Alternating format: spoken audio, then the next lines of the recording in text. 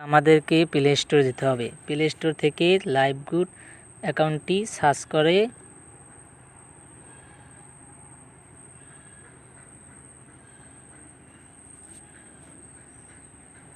একটি অ্যাকাউন্ট খুলতে হবে। ওপেন করে তারপর রেজিস্টার বাটনে ক্লিক করতে হবে।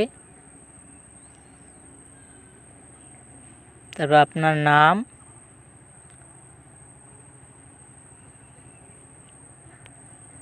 তারপর মোবাইল নম্বর সঠিক দিয়ে এবং পাসওয়ার্ড দেওয়াটা সফল হলে রেফারেল কোড লাগবে। তারপর লগ ইন করতে হবে। লগ ইন করার পর প্রথমে আমাদের আইডিটি ভেরিফাই করতে হবে 300 টাকা দিয়ে। বিকাশ, নগদ বা রকেটের মাধ্যমে ভেরিফাই করতে পারবেন। লোডিং নেওয়ার পর আমার যেহেতু নগদ আছে আমি তাই নগদটিকে সিলেক্ট করব। তারপর ওখান থেকে একটি নম্বর আসবে, ওই নম্বরটিকে কপি করব। কপি করার পর আমরা আমাদের বিকাশ অ্যাপে চলে যাব। সেখানে নগদ অ্যাপে চলে যেয়ে তারপর এন্ট্রিকে সেন্ড মানি করতে হবে।